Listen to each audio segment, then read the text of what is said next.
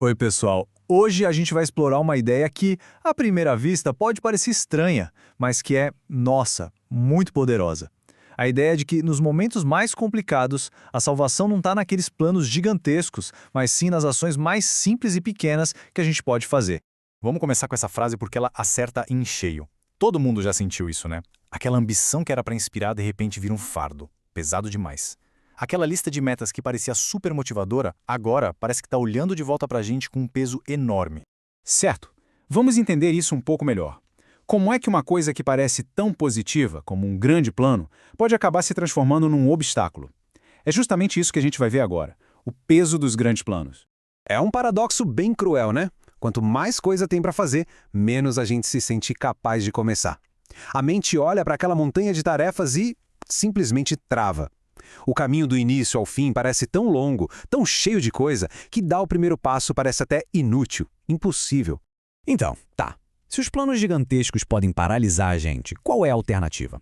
Bom, a resposta está numa mudança total de perspectiva. E isso nos leva direto para a próxima parte. O poder do mínimo. E o que é exatamente uma pequena vitória? Pensa nela assim. Não é sobre mudar a vida da noite para o dia, mas sim sobre voltar a se mover. É uma ação tão pequenininha que é quase impossível dar errado, e o único objetivo dela é quebrar a inércia, sabe? Devolver aquela sensação de que a gente está no comando. E aqui a diferença fica gritante. De um lado, os grandes planos. Eles prometem uma mudança enorme, mas gera uma sensação que esmaga, que leva à paralisia.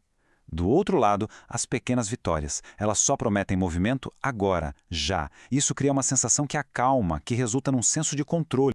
E aqui está o pulo do gato. O impacto é quase neurológico. Quando a gente completa uma tarefa, por menor que seja, o cérebro recebe um sinalzinho, uma recompensa. Ele entende a mensagem: opa, eu ainda estou no controle. E controle, veja bem, é o antídoto direto para a ansiedade. Ter o controle gera calma. Mas como são essas ações na prática? São coisas assim, bem simples. Coisas que levam minutos ou às vezes segundos. Arrumar a cama não resolve os grandes problemas da vida, claro, mas começa o dia com uma tarefa concluída. Beber um copo d'água não termina um projeto, mas cumpre uma intenção. São gestos que simbolizam que a gente tem poder de agir. Eu sei. Olhando para essa lista, muita gente pode pensar: sério? É só isso? Arrumar a cama? Isso parece muito pouco para fazer alguma diferença de verdade. E a resposta é essa aqui. Esse pouco não tem a intenção de construir um império num dia só. O objetivo dele é muito mais fundamental. Ele é a barreira que impede o colapso total. É como se fosse aquela pequena viga que segura a estrutura inteira quando tudo parece que vai desmoronar. Mas o poder dessas ações não para nelas mesmas. Elas são, na verdade, o gatilho para algo muito maior. Vamos avançar e ver como isso funciona na nossa próxima sessão. A reação em cadeia.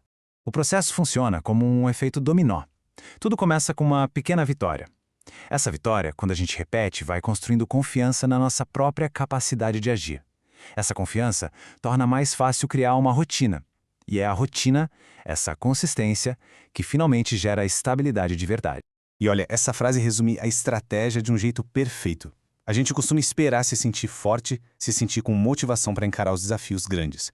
Mas a verdade é que a força não é uma condição, ela é um resultado. A gente faz as coisas pequenas para, aos pouquinhos, reconstruir a força que a gente precisa para as coisas grandes. E tudo isso nos leva à nossa conclusão, que no fundo resume toda essa filosofia numa ideia bem simples e prática. Um passo de cada vez. A metáfora aqui é bem clara. Tentar sair de um lugar escuro, de um lugar difícil, com um salto de uma vez só é arriscado e, na maioria das vezes, impossível. O caminho para a luz não é um salto heróico, é uma sequência de passos, um depois do outro, passos que a gente consegue dar. Cada passo desses é uma pequena vitória. E para a gente fechar, fica essa ideia, que é muito poderosa. O verdadeiro domínio sobre a nossa mente, principalmente nos dias mais difíceis, não vem de promessas gigantescas ou de picos de esforço. Vem da disciplina humilde e constante de fazer o mínimo necessário, dia após dia, até que esse mínimo se torne a base para algo muito, muito maior.